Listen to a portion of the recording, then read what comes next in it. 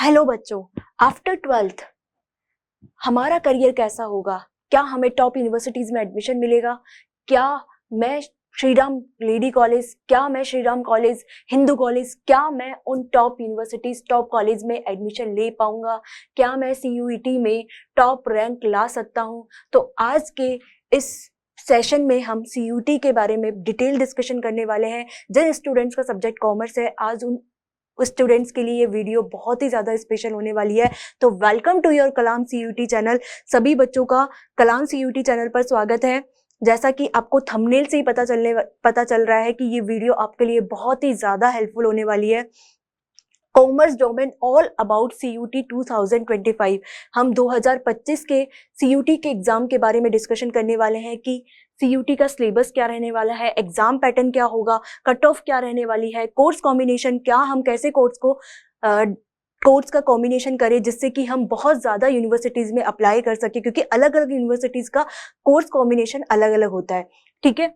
और how to prepare and weightage of chapters, कि हम पेपर को कैसे प्रिपेयर करें, हाउ टू प्रिपेयर, हम सीयूटी एग्जाम को कैसे प्रिपेयर करें, एंड हमारे इंपॉर्टेंट चैप्टर्स जिनके वेटेज बहुत ज्यादा होता है, उन चैप्टर्स को करने से हम सीयूटी में अच्छे मार्क्स गेन कर सकते हैं। तो आज की वीडियो आप सभी के लिए बहुत ही ज्यादा इंपॉर्टेंट एंड हेल्पफुल होने वाली है। ठीक है। फर्स्ट हम स्टार्ट करते हैं इन दिस वीडियो। जैसे आपको थंबनेल से पता चल रहा है, हम देखने वाले हैं सीयूटी का exam. What is the CUT exam? CUT exam क्या है? Then CUT 2025 exam pattern. हम एग्जाम पैटर्न के बारे में बात करेंगे, क्योंकि आप किसी भी एग्जाम को अगर आपको उसको क्या करना है, क्रैक करना है, तो आपको उसका एग्जाम पैटर्न, सिलेबस, आपको वो बिल्कुल अच्छे से याद होना चाहिए कि सिलेबस क्या है, सिलेबस में किन चैप्टर्स का वेटेज ज्यादा है। बार बार में सीयूटी में एनटीए हमें क्वेश्चन पूछता है, तो आज हम उसी के बारे में डिटेल डिस्कशन करने वाले हैं। सिलेबस को डिस्कस करेंगे, कॉमर्स डोमेन में हमारे पास में क्या क्या सब्जेक्ट्स हैं हम उसको डिस्कशन करने वाले हैं। देन हम सीयूटी की मार्किंग स्कीम के बारे में देखने वाले हैं कि एक राइट क्वेश्चन करने पे हमें कितने मार्क्स मिलेंगे और एक रॉन्ग क्वेश्चन करने पे हमें कितने मार्क्स डिडक्ट होने वाले हैं। तो आज की वीडियो हम स्टार्ट करते हैं। हम बात करने वाले हैं, सबसे पहले हम बात करने वाले हैं व्हाट इज सीयूईटी, यानी central university of entrance test, यानी कॉमन एलिजिबिलिटी एंट्रेंस टेस्ट। इसके बारे में बात करनी है। यहाँ पर 2 कोर्सेज होते हैं, CUET UG and CUET PG. ठीक है। मोड ऑफ टेस्ट, अगर हम टेस्ट का बात करें तो कैसा टेस्ट होगा हमारा टेस्ट होगा सीबीटी मोड, यानी कंप्यूटर बेस्ड टेस्ट होगा। देन उसके बाद में बात करते हैं टेस्ट पेपर के बारे में, टेस्ट का पैटर्न क्या होगा। तो ये हमारा ऑब्जेक्टिव टाइप क्वेश्चन होने वाला है, यानी क्लास 12th में हमने क्या पढ़ा है, सब्जेक्टिव क्वेश्चंस किए हैं, लेकिन सीयूटी में हमें ऑब्जेक्टिव क्वेश्चन मिलेंगे। एक क्वेश्चन के 4 आंसर होंगे, राइट क्वेश्चन को आपको क्लिक करना है। ठीक है। तो हमारा जो पेपर पैटर्न होगा वो क्या होगा, ऑब्जेक्टिव होगा। उसके बाद में बात करते हैं कि मैम टोटल सब्जेक्ट कितने हैं। तो हमारे पास में यहाँ पर 3 सेक्शन है। सेक्शन 1 में हमारे पास में लैंग्वेजेस हैं, तो हमारे पास में 33 लैंग्वेजेस है एंड 23 डोमेन सब्जेक्ट है। 23 पहले हमारे पास में 27 डोमेन सब्जेक्ट है, उनको रिड्यूस करके कितना कर दिया है, 23 डोमेन सब्जेक्ट कर दिया है। एंड बात करते हैं कि एक हमारे पास में जनरल टेस्ट है, तो एक लैंग्वेज टेस्ट हो गया, डोमेन सब्जेक्ट हो गया और हमारा जनरल टेस्ट हो गया। ये तीनों हमारे क्या है, section A, section B and section C. तो 3 सेक्शन है हमारे पास में। पहला हमारा है लैंग्वेजेस, सेकंड हमारा डोमेन सब्जेक्ट जो कि हमने क्लास 12th में भी पढ़ा है। लैंग्वेजेस थोड़ा सा हो सकता है, लैंग्वेज के पेपर में आपको बहुत कुछ प्रॉब्लम आ सकती है, क्योंकि ऑब्जेक्टिव क्वेश्चंस होते हैं और आपने अभी तक सब्जेक्टिव पढ़ा है, आपने पैराग्राफ लिखना सीखा है, एप्लीकेशंस लिखने सीखी हैं, आपने लेटर्स लिखना सीखा है, लेकिन इसमें कुछ आपको ग्रामेटिकल क्वेश्चंस आएंगे कि ग्रामर सही है या नहीं, तो आपको अपने कमांड करना होगा लैंग्वेज पे। तो हिंदी लैंग्वेज भी चूज कर सकते हो आप, इंग्लिश लैंग्वेज भी चूज कर सकते हो, कोई बंगाली होगा, कोई तमिल होगा, कोई, तो आपके पास में वहां पे बहुत सारी लैंग्वेजेस है, उनमें से आपको एक लैंग्वेज तो क्या करनी होगी, चूज करनी होगी। ठीक है। उसके बाद में बात करते हैं जनरल टेस्ट। जनरल टेस्ट बहुत ज्यादा इंपॉर्टेंट होने वाला है, क्योंकि जनरल टेस्ट में हमारे पास में 3 सब्जेक्ट आते हैं, एक तो जीके, एक क्वांटिटेटिव एप्टीट्यूड एंड रीजनिंग की बात करते हैं। क्वांटिटेटिव एप्टीट्यूड और रीजनिंग और जीके, ये तीनों ही आपके लिए क्या होते हैं, न्यू सब्जेक्ट होते हैं, तो थोड़ा सा आपको इनकी प्रैक्टिस करनी होगी। क्वेश्चन ज्यादा टफ लेवल के नहीं आते हैं, लेकिन आपने क्या होता है, आपने इनकी प्रैक्टिस नहीं की है, तो आपका इनके लिए रूटीन बनाना होगा, आपको मॉक लगाना होगा, मॉक से आपकी इनकी प्रैक्टिस करनी होगी, आपको डेली करंट अफेयर से अपडेट होना पड़ेगा, क्योंकि करंट अफेयर्स का वेटेज इसमें बहुत ज्यादा है। तो जनरल टेस्ट भी आपके लिए बहुत इंपॉर्टेंट होने वाला है। चॉइस ऑफ टेस्ट पेपर, अब आप बोलोगे मैम क्या हम इतने सारे सब्जेक्ट के पेपर देंगे क्या, कि नहीं, आपको मैक्सिमम कितने पेपर दे सकते हो, मैक्सिमम 6 पेपर दे सकते हो। उसमें से एक तो आपको क्या करना पड़ेगा, लैंग्वेज चूज करनी पड़ेगी। फिर आप 4 to 5 क्या कर सकते हो, डोमेन सब्जेक्ट चूज कर सकते हो। जैसे कि अगर मैं कॉमर्स स्टूडेंट की बात करूं तो अकाउंटेंसी और बुक कीपिंग हमारा एक सब्जेक्ट हो गया। सेकंड, आप बिजनेस इकोनॉमिक्स ले सकते हो। थर्ड, अगर जिसकी मैथमेटिक्स बहुत ज्यादा अच्छी है तो वो मैथमेटिक्स ले सकता है, यानी अप्लाइड मैथमेटिक्स ले सकता है। देन हम बात कर सकते हैं जिसको बिजनेस में बहुत ज्यादा इंटरेस्ट है, जिसको थियोरिटिकल सब्जेक्ट में बहुत ज्यादा इंटरेस्ट है, तो वो हमारा बिजनेस स्टडीज भी ले सकता है। और जिसको एंटरप्रेन्योरशिप में बहुत ज्यादा इंटरेस्ट है तो वो एंटरप्रेन्योरशिप भी डोमेन सब्जेक्ट में ले सकता है। तो ये हमने बात करी कॉमर्स स्टूडेंट्स के लिए, ठीक है। अब बात करते हैं कि सीयूटी का एग्जाम पैटर्न क्या है। तो अभी मैंने आपको बताया 3 हमारे पास में क्या है, सेक्शन है। सेक्शन 1 है हमारा जिसमें लैंग्वेजेस की बात होती है। इन लैंग्वेजेस में आपको क्या करना होगा, एक लैंग्वेज को चूज करना होगा। एक लैंग्वेज को आपको चूज करना कंपलसरी है। एक लैंग्वेज किसी भी यूनिवर्सिटी में अगर आपको एडमिशन लेना है तो वहां पे आपको कॉम्बिनेशन बता रखा है। अगर सपोज मेरे को बीकॉम प्रोग्राम में एडमिशन लेना है तो बीकॉम प्रोग्राम के लिए मुझे एक लैंग्वेज को चूज करना होगा। उसके बाद में मुझे सेक्शन 2 में से 2 या 3 डोमेन सब्जेक्ट को चूज करना होगा। तो यानी लैंग्वेज आपके लिए एक क्या होता है, कंपलसरी होता है, ध्यान रखना। अब आप बोलोगे मैम लैंग्वेज कंपलसरी, मैंने हिंदी और इंग्लिश, जैसे अगर हम बात करें मोस्ट प्रोबेबली जो स्टूडेंट है वो या तो हिंदी चूज करते हैं या इंग्लिश चूज करते हैं। ज्यादातर अगर मैं बात करूं तो 70 से 80% स्टूडेंट इंग्लिश को चूज करते हैं। अगर आपने इंग्लिश सब्जेक्ट को चूज किया है तो वहां पर आपको 50 MCQs मिलेंगे, ठीक है। 2024 के अगर पैटर्न के बारे में बात करें तो 50 क्वेश्चन में से आपको 40 क्वेश्चन करना क्या था, कंपलसरी था। आप 10 क्वेश्चंस को क्या कर सकते थे, स्किप कर सकते थे अगर आपको जो क्वेश्चन नहीं आ रहे थे। लेकिन अब 2025 में अगर हम बात करें तो ऐसा आ रहा है कि आपको 50 में से 50 क्वेश्चन करना ही क्या होगा, कंपलसरी होगा। यानी अब आपको 10 क्वेश्चन की भी रिलैक्सेशन नहीं मिलेगी, अब आपको 50 में से 50 क्वेश्चन ही करना होगा, ध्यान रखना। टोटल जो हमको ड्यूरेशन मिलता है, टाइम ड्यूरेशन हमारा कितना होता है, 45 मिनट का हमारा टाइम ड्यूरेशन होता है। अब बात करते हैं हम 23 हमारे डोमेन सब्जेक्ट के बारे में। इसमें हमें क्या होता है, वही हमारे 50 MCQs आते हैं। उन 50 MCQs में से हमको 40 MCQs करने होते थे 24 पैटर्न के अकॉर्डिंग। लेकिन अभी हमारे पास में ऑफिशियल नोटिफिकेशन नहीं आया है, लेकिन हम ये मान के चल रहे हैं कि अब थोड़ा सा पैटर्न में, पेपर पैटर्न में चेंज होगा और 50 में से आपको 50 क्वेश्चन क्या होंगे, करना कंपलसरी होगा। तो यानी आपको अब 50 में से 50 क्वेश्चन करना है और आपको 45 मिनट्स मिलते हैं। सारी सब्जेक्ट के लिए 45 मिनट्स मिलते हैं, लेकिन 6 सब्जेक्ट हैं जिनमें आपको 60 मिनट मिलते हैं। अब ऐसा क्यों, क्योंकि वो कैलकुलेटिव सब्जेक्ट्स हैं। जैसे कि हम बात करते हैं अकाउंटिंग, हमारा अकाउंटिंग कैलकुलेटिव है, मैथमेटिक्स हो गया। तो ऐसे सब्जेक्ट जो हमारे क्या है, कैलकुलेटिव है, जिसमें टाइम कंज्यूम ज्यादा होता है, उनके लिए 60 मिनट का ड्यूरेशन होगा, ठीक है। तो कॉमर्स स्टूडेंट की अगर मैं बात करूं तो आपको अकाउंटिंग के लिए और मैथमेटिक्स के लिए पेपर को सॉल्व करने के लिए आपको कितना टाइम मिलेगा, आपको 60 मिनट का टाइम मिलेगा। नेक्स्ट हम बात करते हैं सेक्शन 3 की। सेक्शन 3 हमारा क्या है, जनरल टेस्ट है।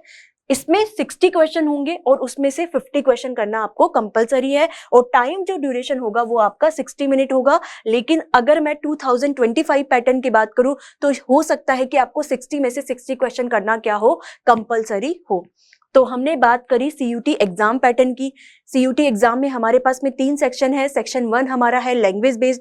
लैंग्वेज में आपको एक लैंग्वेज तो चूज करनी पड़ेगी किसी भी कोर्स में एडमिशन लेने के लिए। फिर बात करते हैं हमारे डोमेन सब्जेक्ट की। तो डोमेन सब्जेक्ट में आपको 2 या 3 सब्जेक्ट्स आप क्या चूज कर सकते हैं, जिसमें आप कोर्स में आपको इंटरेस्ट है, जिस कोर्स को आप फर्दर करना चाहते हैं उस कोर्स के कॉम्बिनेशन के अकॉर्डिंग आप अपने डोमेन सब्जेक्ट को चूज कर सकते हैं, ठीक है। अगर आपको बीकॉम ऑनर्स करना है अकाउंटिंग में तो आपको अकाउंटिंग तो क्या करना होगा, आपको सब्जेक्ट चूज करना होगा, ठीक है। तो मैं आपको फर्दर इसके बारे में भी बताने वाली हूँ। सेक्शन 3 आपका जनरल टेस्ट होने वाला है। अब हम बात करने वाले हैं CUT एग्जाम सब्जेक्ट कॉम्बिनेशन। देखो सबसे पहले हम बात करें, हमारे पास में 33 लैंग्वेजेस हैं, 23 डोमेन सब्जेक्ट्स हैं और एक हमारे पास में जनरल टेस्ट है। लेकिन हम कितने एग्जाम दे सकते हैं, कितने पेपर दे सकते हैं? आप मैक्सिमम 6 पेपर दे सकते हो। 24 अगर पैटर्न के बारे में बात करूं, 24 एग्जाम 2024 एग्जाम के बारे में अगर मैं बात करूं तो आप 6 क्या कर सकते हो, पेपर दे सकते हो। लेकिन अभी 2025 में ऐसा सुनने को आ रहा है कि हम 5 पेपर या 4 पेपर भी कंडक्ट करवा सकती है। आप मैक्सिमम 5 पेपर भी दे सकते हो, मैक्सिमम 5 ही पेपर दे सकते हो, ऐसा सुनने में आ रहा है। अभी तक हमारे पास में नोटिफिकेशन नहीं आया है, तो हम मैक्सिमम अभी कितने सब्जेक्ट लेके चलेंगे, 6 सब्जेक्ट हम एग्जाम दे सकते हैं, ठीक है। उसके बाद में बात करते हैं कि मैम हम कॉमर्स स्टूडेंट के लिए यूजी कोर्सेज में क्या क्या ऑप्शंस है। तो हम बात करते हैं सबसे पहले बीकॉम प्रोग्राम, यानी BCom pass course, BCom honours, ठीक है। बीए इकोनॉमिक्स, आप बीए कर सकते हो इकोनॉमिक्स में, बीबीए कर सकते हो और बीएमएस कर सकते हो, ठीक है। तो आपके पास में ये क्या हो गए, आपके यूजी कोर्सेज हो गए। अब बात करते हैं बीकॉम प्रोग्राम की। तो बीकॉम प्रोग्राम में आपके पास में कॉम्बिनेशन, 2 कॉम्बिनेशन है। 2 कॉम्बिनेशन क्या क्या है? पहला आपका है लैंग्वेज, सेकंड आपको क्या करना है, सेकंड आपको 2 डोमेन सब्जेक्ट चूज करने हैं B1 कैटेगरी से। B1 कैटेगरी से आपको 2 डोमेन सब्जेक्ट चूज करने हैं और B1 एंड B2 इन दोनों कैटेगरी से आप एक डोमेन सब्जेक्ट चूज कर सकते हो। यानी आपको एक लैंग्वेज लेना तो क्या हो गया, कंपलसरी हो गया। और आप 2 डोमेन किससे चूज कर सकते हो, B1 कैटेगरी से कर सकते हो और एक डोमेन आप B1 और B2 कैटेगरी से चूज कर सकते हो। यानी आप टोटल आपको 3 सब्जेक्ट्स लेनी होंगे और एक आपका लैंग्वेज क्या होगा, लैंग्वेज होगा। तो आपके पास में यहाँ पर टोटल कितने सब्जेक्ट हो गए, 4 सब्जेक्ट हो गए।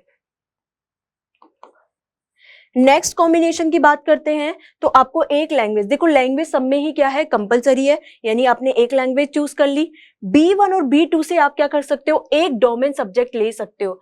देन आप जनरल टेस्ट बी सेक्शन को चूज कर सकते हो।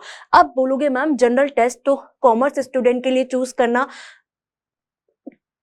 क्यों चूज करेगा बच्चा, क्योंकि जनरल टेस्ट में सारी की सारी सब्जेक्ट्स नए हैं। हम डोमेन सब्जेक्ट में से अकाउंटिंग, इकोनॉमिक्स और बिजनेस स्टडी चूज कर लेंगे। लेकिन देखो हमारा जो रिजल्ट आता है वो आता है परसेंटाइल में, जिसके टॉप मार्क्स आते हैं वो उसको जो परसेंटाइल मिलती है 100 परसेंटाइल। तो जनरल टेस्ट में पेपर कॉम्पिटिशन थोड़ा कम होता है, बच्चे चूज कम करते हैं उस कॉम्बिनेशन को। तो अगर आप जनरल टेस्ट पेपर वाला कॉम्बिनेशन चूज करते हो तो आपकी परसेंटाइल, यानी आपका परसेंटाइल हाई होने के चांसेस है, क्योंकि कॉम्पिटिशन कम होगा और आपका परसेंटाइल हाई आ सकता है। तो जनरल सेक्शन भी आपके लिए इंपॉर्टेंट होने वाला है। तो 2 कॉम्बिनेशन है, आप जनरल टेस्ट को स्किप भी कर सकते हैं, आप अपने डोमेन सब्जेक्ट को लेके एक लैंग्वेज लेके भी आप बीकॉम प्रोग्राम में आप एडमिशन लेते हैं DU की सारी यूनिवर्सिटीज में, ठीक है। नेक्स्ट हम बात करते हैं बीकॉम ऑनर्स के बारे में। बीकॉम ऑनर्स में अगर आपको एडमिशन लेना है DU के टॉप यूनिवर्सिटीज कॉलेज में, तो कॉम्बिनेशन, पहला कॉम्बिनेशन क्या है, एक आपको लैंग्वेज चूज करनी होगी। देन उसके बाद में मैथ या अप्लाइड मैथमेटिक्स। देखो अगर आपको बीकॉम ऑनर्स करना है तो पहले तो आपकी क्या हो गई, एक लैंग्वेज हो गई, आपको एक लैंग्वेज तो चूज करनी है। उसके बाद में एक सब्जेक्ट आपका कौन सा होगा, मैथ होगा या बिजनेस मैथमेटिक्स, अप्लाइड मैथमेटिक्स या बिजनेस मैथमेटिक्स, अप्लाइड मैथमेटिक्स या बिजनेस मैथमेटिक्स। यानी आपको मैथ्स तो लेना कंपलसरी है और आपके 2 डोमेन सब्जेक्ट होंगे। आपको एक डोमेन सब्जेक्ट किस में से चूज करना होगा, B1 में से चूज करना होगा। B2 कैटेगरीज में कुछ ऐसे सब्जेक्ट्स आते हैं जैसे जो स्किल्स पे होते हैं आपके, जैसे कि आर्ट हो गया, स्किल कोर्सेज होते हैं, तो वो B2 कैटेगरी में आते हैं। तो आप B1 और B2 कैटेगरी देख लो। B1 कैटेगरी में से आपको एक डोमेन सब्जेक्ट तो लेना कंपलसरी है अगर आपको बीकॉम ऑनर्स में क्या लेना है, एडमिशन लेना है। जब बात करते हैं हम कॉम्बिनेशन 2 की, तो कॉम्बिनेशन 2 में आपकी एक तो क्या होगी, लैंग्वेज होगी, और आप क्या लोगे, एक सब्जेक्ट आप लोगे अकाउंट्स, और 2 आपको क्या लेना है, डोमेन सब्जेक्ट लेने हैं। ध्यान रखना, मैंने अगर आपको बताया बीकॉम ऑनर्स करना चाहते हो तो एक तो आपको लैंग्वेज लेना कंपलसरी है, पहला आप क्या कर सकते हो, बिजनेस मैथ या अप्लाइड मैथमेटिक्स, और आपको 2 डोमेन सब्जेक्ट लेने हैं, जिसको एक डोमेन सब्जेक्ट आपका कौन सी कैटेगरी से होना चाहिए, B1 कैटेगरी से होना चाहिए। वही अगर हम बात करें तो एक लैंग्वेज, कॉम्बिनेशन 2 की एक लैंग्वेज होगा, अकाउंट्स का पेपर होगा, फर्स्ट प्लस आपका 2 डोमेन होंगे, जिसमें से आपको एक डोमेन सब्जेक्ट कौन सी कैटेगरी से चूज करना है, B1 कैटेगरी से चूज करना है। ठीक है, तो ये हमने देखा अगर आपको बीकॉम ऑनर्स में एडमिशन लेना है। अगर आपको BA इकोनॉमिक्स ऑनर्स से एडमिशन लेना है तो आपको एक लैंग्वेज, ठीक है, लैंग्वेज तो सभी जगह आपको कंपलसरी है, मैथमेटिक्स एंड अप्लाइड मैथमेटिक्स, और आपको any of 2 subject out of should be list B1। आपको क्या करना है, 2 सब्जेक्ट, 2 डोमेन सब्जेक्ट और चूज करने हैं, और वो सब्जेक्ट किसमें से होना चाहिए, B1 में से। एटलीस्ट एक सब्जेक्ट तो क्या होना चाहिए, B1 में से होना चाहिए, और आप B2 से भी क्या ले सकते हो, एक सब्जेक्ट ले सकते हो। 1 जो आपका रिमेनिंग सब्जेक्ट होगा वो आप किससे कर सकते हो, B2 से ले सकते हो, लेकिन एक सब्जेक्ट जो लेना होगा वो आपको किससे लेना होगा, B1 कैटेगरी वाली जो लिस्ट है, जिसमें जो जिन सब्जेक्ट्स के नेम दिए गए हैं उन सब्जेक्ट में से आपको एक डोमेन सब्जेक्ट चूज करना होगा। बात करते हैं हम BBA के लिए। अगर आपको BBA कोर्स करना है तो BBA के लिए भी आपको एक लैंग्वेज लेनी होगी, मैथ आपके लिए कंपलसरी है, एक लैंग्वेज आपके लिए कंपलसरी है, और आपको जनरल टेस्ट भी देना होगा।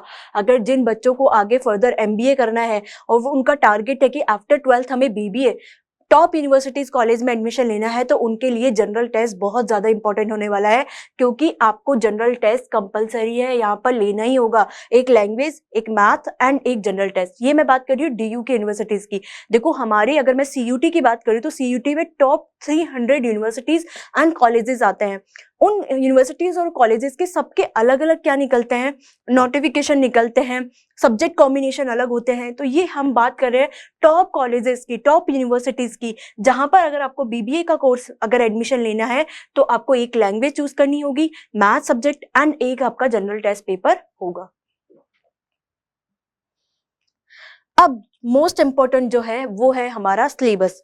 अगर आपका सब्जेक्ट कॉमर्स है तो आपने 12th में अकाउंट्स पढ़ा होगा, business economics and business studies. अब मैं बात करती हूँ उन बच्चों की, अकाउंट्स तो सभी को पढ़ना कंपलसरी है। ऑप्शनल सब्जेक्ट में बच्चे क्या करते हैं, किसी की मैथ्स ज्यादा अच्छी होती है, कंप्यूटर किसी का अच्छा होता है, किसी की इकोनॉमिक्स में ज्यादा इंटरेस्ट होता है, तो आपको वो देखना होगा आप कौन से डोमेन सब्जेक्ट को ले रहे हैं। आज मैं 3 सब्जेक्ट का सिलेबस डिस्कस कर रही हूँ, वो है accountancy, business economics and business studies. तो देखते हैं, सबसे पहले हम बात करते हैं अकाउंटेंसी में। अकाउंटेंसी में जो हमारी फर्स्ट यूनिट है वो है accounting not for profit organization, यानी NPO, सेक्शन 8 की बात कर रहे हैं। यहाँ पर जो ये है ये क्लास 12th में आपका नहीं है, यानी ये चैप्टर आपका क्लास 12th में नहीं है।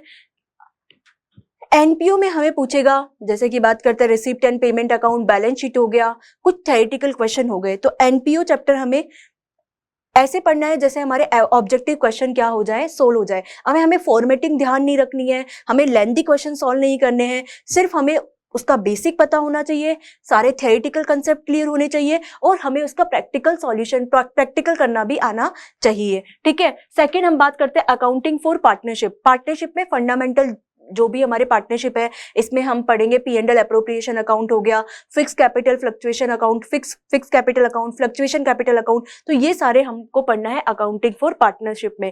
रिकंस्टिट्यूशन ऑफ पार्टनरशिप, यानी हम इसमें गुडविल पढ़ेंगे, ठीक है, सैक्रिफाइस रेशियो पढ़ेंगे, गेनिंग रेशियो पढ़ेंगे। तो ये सारी चीजें हमें यूनिट 3 में करनी है। डिसॉल्यूशन ऑफ पार्टनरशिप फर्म, इसमें हम जो इंसॉल्वेंट हो जाते हैं फर्म और पार्टनर, उनके बारे में पढ़ेंगे। ठीक है। Accounting for share and debenture capital, इसमें एक आपने सारा का सारा ये 12th में पढ़ा है, issue of share, issue of debenture, लेकिन यहाँ पर एक जो टॉपिक आता है वो है रिडेम्पशन ऑफ डिबेंचर। वो आपने क्या नहीं पढ़ा है, क्लास 12th में नहीं पढ़ा है, और इससे क्वेश्चंस बहुत बार पूछे जाते हैं CUT एग्जाम में। तो ये चैप्टर हमारे लिए क्या हो गया, बिल्कुल नया हो गया। उसके बाद में एनालिसिस ऑफ फाइनेंशियल स्टेटमेंट, यहाँ पर हमें पढ़ने हैं रेशो में भी हमें लिक्विडिटी रेशो, सॉल्वेंसी रेशो, हमें एक्टिविटी रेशो, प्रॉफिटेबिलिटी रेशो, ये सब चीजें हमें कवर करनी है इस यूनिट में। यूनिट जो 7 है हमारी statement of change in financial position, यहाँ पर हमें पढ़ना है कैश फ्लो के बारे में हमें चैप्टर को पढ़ना है। ठीक है। अब हम बात करते हैं नेक्स्ट क्लास 12th में हमने यहीं तक पढ़ा था। क्लास 12th में हमारे पास में कंप्यूटराइज अकाउंटिंग होती है, लेकिन वो हमारे लिए ऑप्शनल होती है। लेकिन सीयूटी में कोई भी ऑप्शन नहीं होता है, ये 4 चैप्टर आपको पढ़ना है। तो देखिए, बात करते हैं हम कंप्यूटराइज अकाउंटिंग सिस्टम यानी CAS के बारे में। यूनिट फर्स्ट में आपको क्या करना है, overview of computerize accounting system के बारे में पढ़ना है। यहाँ से थ्योरेटिकल क्वेश्चंस बहुत आते हैं, और अगर मैं बात करूं इन चैप्टर्स का वेटेज, तो 5 to 6 क्वेश्चन हमें प्रीवियस ईयर एग्जाम में देखने को मिले हैं। कभी 4 क्वेश्चन भी आते हैं कंप्यूटराइज अकाउंटिंग सिस्टम से, और कभी हमें 5 क्वेश्चन भी पूछने को मिले हैं। तो हम इस यूनिट को भी क्या नहीं कर सकते, स्किप नहीं कर सकते। देखो, हमारे लिए 6 चैप्टर हमें नए पढ़ने हैं क्लास 12 के। क्लास 12 में हमने NPO नहीं पढ़ा है, रिडम्पशन ऑफ डिबेंचर नहीं पढ़ा है, और ये हमारी जो 4 यूनिट है किसमें, कंप्यूटराइज अकाउंटिंग में, ये भी हमें डिटेल में पढ़नी है। यूनिट 2 में हमें पढ़ना है using a computerize accounting system. Unit 3 में हमें पढ़ना है accounting using database management system यानी DBMS के बारे में हमें पूरा अच्छे से पढ़ना है। फिर उसके बाद में यूनिट 4 है हमारी accounting application of electronic spreadsheet. तो ये हमारा कंप्यूटराइज अकाउंटिंग सिस्टम में 4 यूनिट बता रखी है। इन 4 यूनिट को हमें प्रीवियस ईयर एग्जाम में क्या क्वेश्चंस बनते हैं, कैसे हमारे ऑब्जेक्टिव क्वेश्चंस आते हैं, और कौन सा चैप्टर हमारे लिए ज्यादा इंपॉर्टेंट है, ये आने वाले क्लासेस में मैं आपको बताने वाली हूँ। तो आप जो भी स्टूडेंट CUT कॉमर्स की तैयारी कर रहा है, वो मेरे साथ में कंटिन्यू कर सकता है, और कलाम CUT चैनल को भी सब्सक्राइब और लाइक कर सकता है। ठीक है, अब बात करते हैं हम नेक्स्ट जो हमारा सब्जेक्ट है वो है बिजनेस इकोनॉमिक्स। हो सकता है आपका ऑप्शनल सब्जेक्ट हो, आपने बिजनेस इकोनॉमिक्स को चूज नहीं किया हो क्लास 12th में, आपको मैथ्स में इंटरेस्ट हो तो आपने मैथमेटिक्स ली हो। तो बिजनेस इकोनॉमिक्स में अगर मैं बात करती हूँ तो पहला हमारा है माइक्रो इकोनॉमिक्स। माइक्रो इकोनॉमिक्स में हमें पढ़ना है, माइक्रो इकोनॉमिक्स का हमें डेफिनेशंस पढ़नी है, सेंट्रल प्रॉब्लम्स पढ़नी है, how to produce, whom to produce, ठीक है, ये सारी चीजें पढ़नी है। और सबसे इंपॉर्टेंट इसमें पढ़ना है demand, elasticity of demand. Elasticity of demand से हर बार CUT में क्वेश्चन आता है, और ये 12th क्लास के लिए भी बहुत ज्यादा इंपॉर्टेंट टॉपिक है। फिर हमें कंज्यूमर बिहेवियर एंड डिमांड पढ़ना है। ठीक है, डिमांड बता ही दिया मैंने। देर बात करते हैं हमारा मैक्रो इकोनॉमिक्स। मैक्रो इकोनॉमिक्स में हमें सबसे पहले पढ़ना है नेशनल इनकम। नेशनल इनकम के मेथड्स के बारे में भी क्वेश्चन पूछता है, GNP, NNP, GDP, ये कैसे कैलकुलेट करते हैं, तो ये सारा हम पढ़ने वाले हैं। ठीक है, फिर बात करते हैं determination of income and employment, money and banking के बारे में पढ़ने वाले हैं। मॉनेटरी पॉलिसीज कौन बनाता है, RBI के बारे में पढ़ने वाले हैं, RBI के फंक्शंस। ठीक है, तो ये सारी चीजें हम इसमें कवर करने वाले हैं। गवर्नमेंट बजट एंड इकोनॉमी, तो यहाँ पर जो क्वेश्चन पूछे जाते हैं वो आपके बजट से रिलेटेड क्वेश्चन पूछे जाते हैं। तो बिजनेस इकोनॉमी में थोड़ा हमारे लिए करंट भी बहुत ज्यादा इंपॉर्टेंट होता है, क्योंकि करंट से भी क्वेश्चन हमें डायरेक्ट CUT एग्जाम में देखने को मिलते हैं। फिर हम बात करते हैं यूनिट 7 की, तो balance of payment. Balance of payment के बारे में देखेंगे। नेक्स्ट हम बात करते हैं Indian economic development. Indian economic development unit हमारी 8 है। डेवलपमेंट एक्सपीरियंस 1947 से लेकर 90 तक, एंड इकोनॉमिक रिफॉर्म सिंस 1991। आपको पता है 1991 में हमारे पास में LPG आया था, यानी पूरी की पूरी इकोनॉमी में ड्रास्ट चेंजेस हुए थे हमारी इंडियन इकोनॉमी में, क्योंकि लिबरलाइजेशन, ठीक है, प्राइवेटाइजेशन एंड ग्लोबलाइजेशन, ये हमें तीनों चीजें कब देखने मिली थी, 1991, यानी मनमोहन सिंह यादव के द्वारा जो ये चेंजेस लाए गए थे उससे हमारी इकोनॉमी में बहुत ज्यादा परिवर्तन देखने को मिला था। तो ये चीजें हमें पढ़नी है। उसके बाद में current challenges facing of the Indian economy, कौन कौन से चैलेंजेस अभी करंट में इंडिया फेसिंग कर रही है, और इसमें भी आपको टॉपिक डिफाइन कर रखे हैं। टॉपिक है आपके पुअर्टी से रिलेटेड होगा, ह्यूमन कैपिटल फॉर्मेशन हो गया, रूरल डेवलपमेंट हो गया, एम्प्लॉयमेंट हो गया, इंफ्रास्ट्रक्चर हो गया, सस्टेनेबल इकोनॉमिक हो गई, एंड डेवलपमेंट हो गया। तो ये हमें टॉपिक पढ़ने हैं कि इन टॉपिक्स में क्या क्या चैलेंजेस फेस कर रहे हैं इंडियन इकोनॉमी में, तो ये हमें पढ़ना है। ठीक है, फिर उसके बाद में डेवलपमेंट एक्सपीरियंस इन इंडिया, ये हमारी लास्ट 10 यूनिट है। तो ये हमने देखा सिलेबस बिजनेस इकोनॉमिक्स का। अब हम बात करने वाले हैं बिजनेस स्टडीज के बारे में। तो बिजनेस स्टडीज की अगर मैं बात करूं तो ये पूरा हमारा थ्योरेटिकल सब्जेक्ट है। इसमें आपको पढ़ना पड़ेगा, समझना पड़ेगा, टर्मिनोलॉजी समझनी पड़ेगी, और आपको इसमें रीडिंग ही करना पड़ेगा, कुछ प्रैक्टिकल नहीं है। तो ये सब्जेक्ट जितना आप प्रैक्टिस करोगे, बार बार रीड करोगे, आपको उतनी ही ज्यादा अंडरस्टैंडिंग आती जाएगी इस सब्जेक्ट के बारे में। तो अगर मैं बात करूं, फर्स्ट हमारा यूनिट है nature and significance of management. Management का नेचर क्या है और इसका सिग्निफिकेंस क्या है, इसकी इंपॉर्टेंस क्या है, ये सब चीजें पूरा थ्योरेटिकल सब्जेक्ट है। सिर्फ इसमें आपको ये ध्यान रखना होता है कि क्वेश्चन कैसे पूछे जाते हैं, क्योंकि यहाँ पर केस स्टडी क्वेश्चन पूछे जाते हैं, match of the following question पूछे जाते हैं, तो वो थोड़े से हमारे लिए टफ हो जाता है, ठीक है, क्योंकि हमें बोर्ड एग्जाम में तो सिर्फ हमें क्वेश्चन का आंसर लिखना है। अगर आपको कुछ नहीं भी आ रहा है तो आप अपने मन से क्या कर सकते हो, क्वेश्चन का आंसर बना सकते हो। लेकिन वहां पर अगर मैं बात करूं सीयूटी एग्जाम में, तो ऑब्जेक्टिव होने वाला है, वहां पर आपको एक्यूरेट क्वेश्चन का क्या आना चाहिए, आंसर आना चाहिए। Principle of management, business environment हमारी यूनिट 3 है। प्लानिंग हो गया, अब देखो प्रिंसिपल ऑफ मैनेजमेंट में प्लानिंग हो गया, ऑर्गेनाइजेशन हो गया, स्टाफिंग हो गया, डायरेक्टिंग हो गया, कंट्रोलिंग हो गया, ये जो आपने पढ़े हैं ये सारे के सारे, इनके सारा चैप्टर्स हैं, ये सारे चैप्टर्स आपके लिए इंपॉर्टेंट होने वाले हैं, ठीक है। फिर बिजनेस फिनांस हम पढ़ने वाले हैं, यहाँ पर capital structure, cost of capital ये पढ़ने वाले हैं, फाइनेंशियल मार्केट पढ़ने वाले हैं, कैपिटल मार्केट, मनी मार्केट ये पढ़ने वाले हैं, मार्केटिंग पढ़ने वाले हैं, कंज्यूमर प्रोटेक्शन एक्ट पढ़ने वाले हैं और एंटरप्रेन्योरशिप डेवलपमेंट पढ़ने वाले हैं। तो ये हमारा हुआ सिलेबस। ये सिलेबस हमारा एनसीईआरटी से कवर होता है क्लास 12th में, लेकिन कुछ ऐसे टॉपिक्स हैं जो कि एनसीईआरटी में नहीं है। जैसे मैंने बताया अभी आपको, NPO, non profit organization, redemption of debenture और कंप्यूटराइज जो हमारी अकाउंटिंग थी, वो कुछ चैप्टर्स हमारे एनसीईआरटी में कवर नहीं है, उन्हें हमें अच्छे से कवर करना है, क्योंकि सारे के सारे जो भी यूनिट्स हैं हमारे लिए कंपलसरी है। इन सारे यूनिट्स को हमें पढ़ना कंपलसरी है, क्योंकि 50 क्वेश्चन होंगे। अब हमको 50 में से 50 क्वेश्चन करना है, पहले हमको 50 में से 40 क्वेश्चन करना होता था। उन 10 क्वेश्चन को हो सकता है आप जो चैप्टर नहीं पढ़ के गए उनमें से 10 to 15 क्वेश्चन आ गए, तो हम वेटेज डिसाइड नहीं कर सकते। All units are important for your examination, लेकिन कुछ ऐसी यूनिट्स है जिनसे लगातार बार बार क्वेश्चन पूछता है एनटीए, तो वो मैं आपको अभी बताने वाली हूँ कि वेटेज क्या है चैप्टर्स का। तो नेक्स्ट जो हमारा डिस्कशन होगा वो इसी पर होगा, weightage of chapters in CUET exam. ये देखो मैं अकाउंटेंसी के बारे में बता रही हूँ। अकाउंटेंसी के 3 इयर्स के जो पेपर हुए हैं हमारे 22, 23 एंड 24, उनका मैंने क्या करा, एवरेज ले लिया कि यहाँ से क्वेश्चन हमें बहुत ज्यादा बार पूछे जा रहे हैं। तो अगर मैं फर्स्ट बात करती हूँ तो पार्टनरशिप बहुत ज्यादा इंपॉर्टेंट है। पार्टनरशिप से क्वेश्चन आते हैं 2 क्वेश्चन फंडामेंटल से, जहां पर आपको पी एंड एल एप्रोप्रिएशन, आपके फिक्स कैपिटल अकाउंट से और फ्लक्चुएटिंग कैपिटल अकाउंट से, पार्टनरशिप डीड के बारे में क्वेश्चन, तो ये क्वेश्चन हमारे पार्टनरशिप से पूछे गए हैं। गुडविल से क्वेश्चन पूछे जाते हैं, 2 क्वेश्चन पूछे गए हैं प्रीवियस 3 इयर्स में। और चेंज, और हो सकता है ये 2 क्वेश्चन हो सकता है कि 3, 1 और 2 हो, लेकिन मैंने इसका आपको एवरेज बता दिया कि इंपॉर्टेंट है ये चैप्टर। ये चैप्टर आपके लिए सीयूटी एग्जाम 2025 में इंपॉर्टेंट चैप्टर्स हैं। चेंज प्रॉफिट शेयरिंग रेशो, यहाँ से 3 क्वेश्चन बनते हैं। Admission to the partners 3 question बनते हैं। Retirement date of a partnership यानी 3 क्वेश्चन बनते हैं। तो अगर मैं बात करूं पार्टनरशिप से, लगभग आपसे 10 से 15 क्वेश्चन आपको पार्टनरशिप से पूछे जाते हैं, तो पार्टनरशिप आपके लिए इंपॉर्टेंट हो गया। Dissolutions of partnership firm, share capital से क्वेश्चन पूछे जाते हैं 5 क्वेश्चन, जिसमें से आपके इश्यू ऑफ शेयर हो गया, फॉरफीचर हो गया शेयर। यहाँ पर आपको क्या होगा, एक क्वेश्चन दिया होगा, उस क्वेश्चन के 5 ऑप्शन आपको दिए, एक क्वेश्चन दिया होगा, उस क्वेश्चन से रिलेटेड आपको 5 और इंफॉर्मेशन गिवन होगी, उस इंफॉर्मेशन से रिलेटेड आपको 5 क्वेश्चन गिवन होंगे।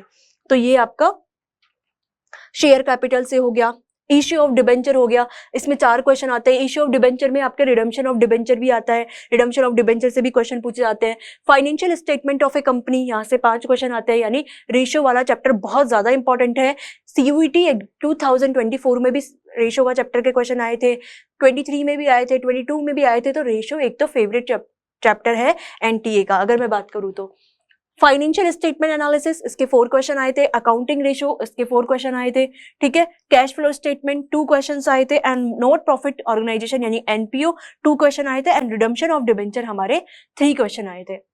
तो यहाँ पर मैंने बात किया है पूरे के पूरे सिलेबस के बारे में, कौन से चैप्टर हमारे लिए ज्यादा इंपॉर्टेंट है और उनका वेटेज क्या है, कितने क्वेश्चन हमारे को रिपीटली पूछे जा रहे हैं, मतलब बार बार हमें ये क्वेश्चन पूछे जा रहे हैं। तो ये चैप्टर आपके लिए बहुत ज्यादा इंपॉर्टेंट होने वाले हैं। बात करते हैं नेक्स्ट हमारा ओवरव्यू ऑफ सीएस यानी कंप्यूटराइज अकाउंटिंग सिस्टम। यहाँ से हमें 4-5 क्वेश्चन देखने को मिलते हैं। ये चारों यूनिट ही आपकी इक्वल इंपॉर्टेंट है। यहाँ से देखो ओवरव्यू ऑफ सीएस से एक क्वेश्चन आया है, यूजिंग सीएस से एक क्वेश्चन आया है, डीबीएमएस से एक क्वेश्चन आता है, इलेक्ट्रॉनिक स्प्रेडशीट से एक क्वेश्चन आ सकता है। हो सकता है आपसे इन चारों यूनिट में से सिर्फ यूजिंग सीएस से 4 क्वेश्चन पूछ ले, हो सकता है डीबीएमएस से ही 4 क्वेश्चन पूछ ले, हो सकता है इलेक्ट्रॉनिक स्प्रेड से ही 5 क्वेश्चन पूछ ले। तो सारे के सारे चैप्टर ही आपके लिए इंपॉर्टेंट है। ऐसा नहीं कह सकते कि ये चैप्टर हमारे लिए बहुत ज्यादा इंपॉर्टेंट है। इक्वल वेटेज रखता है ये कंप्यूटराइज अकाउंटिंग सिस्टम।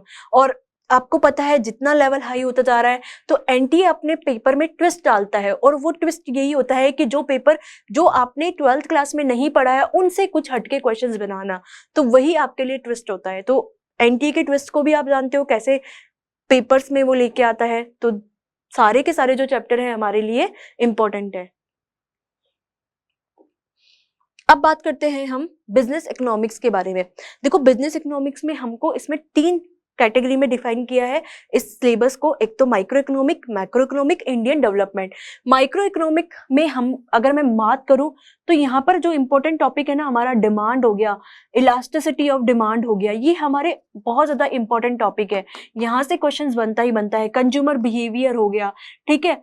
यहाँ से जो क्वेश्चन आते हैं वो 15 से 18 क्वेश्चन हमें पूछने को मिलता है माइक्रो इकोनॉमिक्स से। मैक्रो इकोनॉमिक में हमें 18 से 22 क्वेश्चंस देखने को मिले हैं प्रीवियस ईयर ट्रेंड के अकॉर्डिंग। और इंडियन इकोनॉमिक डेवलपमेंट में हमको 10 to 12 क्वेश्चन देखने को मिले हैं। तो टोटल नंबर ऑफ क्वेश्चन कितने आते हैं? 50 आते हैं। और इस बार के पैटर्न के अकॉर्डिंग तो हमें 50 में से 50 क्वेश्चन करना कंपलसरी होगा। लेकिन अगर मैं 24 की बात करूं तो 50 में से हमें 40 क्वेश्चन करना कंपलसरी होता था। तो ये बिजनेस इकोनॉमिक्स है। बिजनेस इकोनॉमिक्स में हमको 3 टॉपिक में पूरा का पूरा सिलेबस कवर कराया है, माइक्रो, मैक्रो और इंडियन डेवलपमेंट।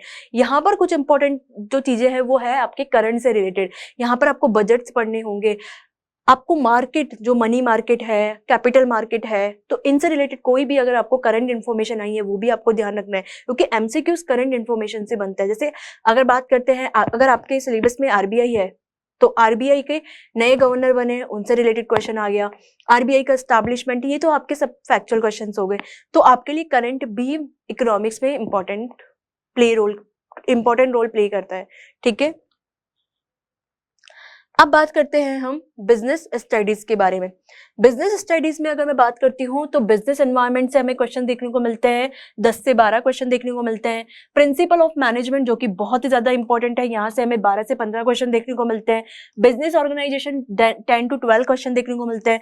बिजनेस फाइनेंस में हमें 8 to 10 क्वेश्चन देखने को मिलता है। और मार्केटिंग से हमें 10 to 12 क्वेश्चन देखने को मिलते हैं। और ये भी हमारा 50 क्वेश्चन हमें पूछे जाते हैं। 50 में से अगर प्रीवियस ट्रेंड के अकॉर्डिंग बात करूं तो 40 क्वेश्चन करना कंपलसरी था, लेकिन आप 2025 में अभी नोटिफिकेशन आना बाकी है। अभी हमारे पास में ऑफिशियल नोटिफिकेशन नहीं आया है, लेकिन अगर मैं बात करती हूँ तो 50 में से 50 क्वेश्चन करना अब 25 में हमें कंपलसरी होगा, ठीक है।